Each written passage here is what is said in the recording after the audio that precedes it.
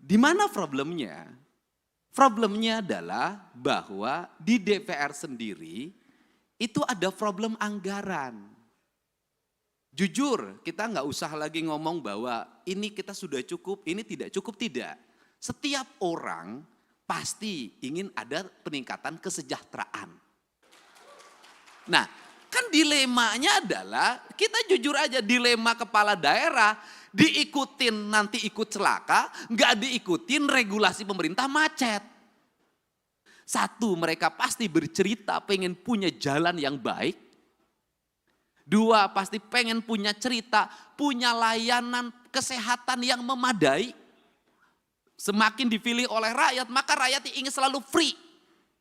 Saya tidak mungkin menyampaikan paparan yang seperti yang tadi sampaikan. Tetapi saya ingin ngomong yang hal-hal yang realistis. Yang itu akan menjadi harmonisasi dalam efektivitas pemerintahan agar tetap capai tujuan. Pemberantasan korupsi itu kan intinya bahwa negara harus memiliki kecukupan fiskal agar tujuan-tujuan pembangunan tercapai. Satu, layanan pendidikan harus meningkat. Dua, layanan kesehatan harus meningkat. Tiga, layanan infrastruktur harus meningkat. Yang keempat, layanan publik lainnya harus meningkat termasuk layanan investasi. Saya selalu menyampaikan korupsi itu ada dua, saya bilang. Ada korupsi struktural yang melanggar pasal, diancam dengan pidana, didakwa dan dituntut. Karena itu merugikan negara. Tetapi juga ada korupsi kultural. Artinya sesuatu yang dianggap legal tetapi sesungguhnya merugikan negara. Di mana itu letaknya? Letaknya adalah negeri ini masih kuat inefisiensi. Inefisiensi bukan hanya yang dicontohkan oleh Pak Presiden, kita melakukan pembenahan terhadap seluruh struktur anggaran. Tetapi realitasnya pertama adalah bahwa efektivitas pembangunan akan berjalan apabila ada kesetaraan. Di mana letak kesetaraannya? Pertama, kita realistis saja. Hubungan percepatan pengelolaan anggaran yang diajukan oleh pemerintah daerah kepada DPR. Di mana problemnya? Problemnya adalah bahwa di DPR sendiri itu ada problem anggaran. Jujur, kita nggak usah lagi ngomong bahwa ini kita sudah cukup, ini tidak cukup, tidak.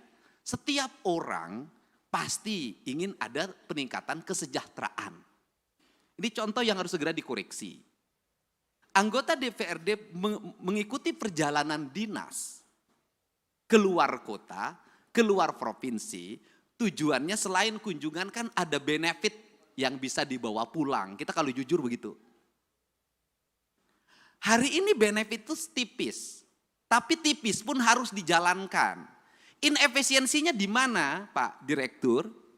Yang harus ini segera dikerjakan dengan pemerintah adalah satu anggota DPR berangkat yang mendampinginya 7 orang. Sudah habis 7 tiket pesawat, 7 tiket kereta api, 7 kamar hotel. Dapatnya 500.000. Take home pay-nya itu. Bagaimana ini DPR itu beranggapan kok kita tidak setara dengan DPR RI misalnya. Provinsi kabupaten. DPR RI itu jelas. Nah sehingga di DPR RI ketika menjadi anggota DPR, nggak usah lagi berpikir fokir, saya ngalamin. Nggak usah lagi berpikir aspirasi, ngalamin. Karena dari aspek yang kita terima tiap bulan saja, sudah cukup. Nah, anggota DPRD provinsi dan kabupaten, biaya politiknya sama dengan DPR RI. Tetapi ketika masuk, itu kedudukan keuangannya menjadi jauh berbeda. Karena jauh berbeda, nyarinya itu harus dari perjalanan dinas. Tapi inefisiensi sehingga anggaran DPRD provinsi itu gede banget. Tapi masuk ke kantong DPRD-nya kecil banget. Itu kan cerita klasiknya begini. Untuk itu, forum ini saya minta ke Pak Direktur pencegahan di KPK segera dirumuskan agar kedudukan keuangan ini menjadi setara. Untuk apa? Maka akan ada penurunan anggaran DPR. Sudah turun anggarannya, tikhumpe-nya menjadi besar. Sehingga uangnya ini akan bermanfaat untuk percepatan pembangunan. Dibanding seperti sekarang, jadi bolak-balik cerita bahwa tidak boleh meminta vokir dalam bentuk arah yang bersifat kepentingan individual. Iya, di forum KPK, di pembahasan tetap ada. Nah, kan dilemanya adalah, kita jujur aja, dilema kepala daerah, diikutin nanti ikut celaka, nggak diikutin regulasi pemerintah macet. Kan ini harus diomongin terbuka, nggak boleh lagi kita pura-pura tidak butuh tapi butuh. Jangan pura-pura di depan orang lain baik banget, di belakang itu diajak ke belakang.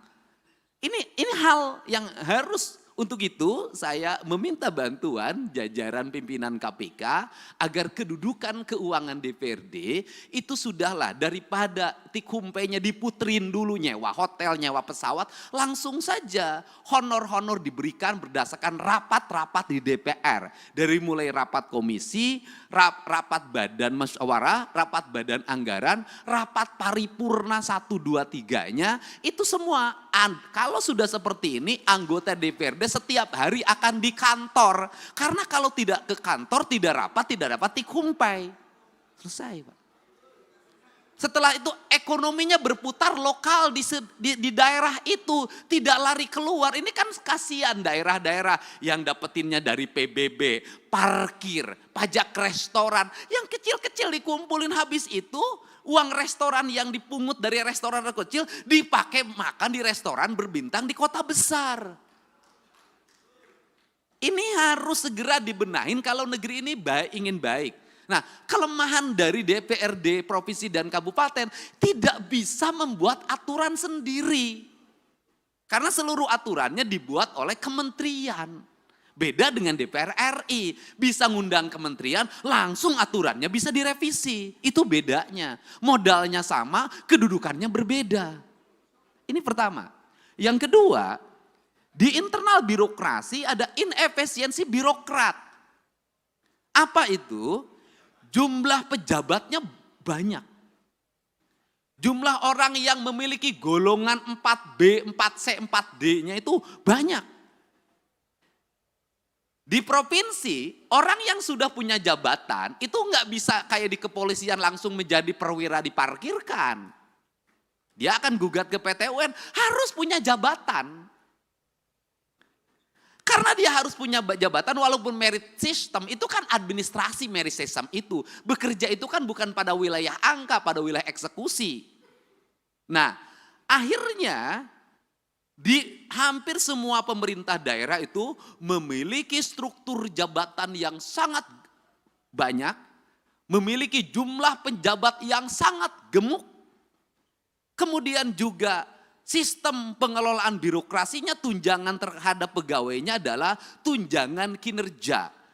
Ini inefisiensi keuangan yang sangat luar biasa. Itu terambil dana untuk pembangunan, untuk itu sangat besar, hampir 60%. Dan yang paling utama adalah hari ini kita harus tahu semua orang bahagia lewat apa? Laporan administratif yang bersifat digital. Akhirnya tukin-tukin itu hanya ditukerin dengan foto, dengan video. Tukin dengan foto dan video yang tidak berbasis praktis dan kebutuhan publik itu memiliki dampak yang luas terhadap rendahnya layanan birokrasi. Nah, kalau bicara rendahnya layanan birokrasi, apa sih yang dituntut oleh masyarakat terhadap pejabat publik? Ceritanya itu tidak panjang mereka itu. Free puskesmas, free rumah sakit, kemudian free sekolah, semua free. Seluruh free ini juga mohon maaf tidak berbanding terbalik dengan perilaku publik. Satu sisi negara mengeluarkan uang sedemikian besar untuk layanan publik, tapi publik juga tidak punya kesadaran untuk membangun postur dirinya. Saya berikan contoh, negara memberikan layanan terhadap layanan pendidikan free dari SD sampai SMA, terutama di sekolah pemerintah. Free, tetapi di sisi lain Anak-anak sekolah kita uang jajannya 25.000 sampai 30.000. Tidak berbanding terbalik antara apa? Peningkatan ekonomi rakyat dengan beban belanja pemerintah yang tinggi. Akhirnya beban pemerintah belanja yang tinggi, rakyatnya juga tidak berikan edukasi untuk melakukan efisiensi dalam hidupnya. Akibatnya laju pertumbuhan ekonominya rendah dan konsumtif. Nah, hari ini tuntutan negara itu hanya mengarah pada pejabat negara. Selalu katakan ganti pemerintah, ganti gubernur, ganti bupati. Kalau menurut saya, dalam analisis saya, rakyatnya juga harus diganti. Enggak bisa, Pak. Model pendekatan warga seperti hari ini, apalagi model pendekatan media sosial yang saya jalani dan saya lihat, enggak bisa jadi pemimpinnya kalau tidak memiliki tangan besi, publiknya juga harus diedukasi. Bukan hanya pejabat publiknya, bukan hanya anggota DPR-nya, publiknya harus diedukasi. Saya berikan contoh, misalnya pelaporan ke KPK. Saya sampaikan ke Pak Direktur, apakah murni didasarkan pada orang yang konsen pada korupsi? Tidak. Kebanyakan orang yang tidak terpuaskan, kalah tender, lapor KPK. Kalau menang nggak lapor. Anaknya tidak diterima di SMA negeri. Pakai kata belece, langsung besoknya bongkar korupsi kepala sekolah. Nah, hari ini saya sampaikan ke Pak Direktur, korupsi bisa terjadi di desa.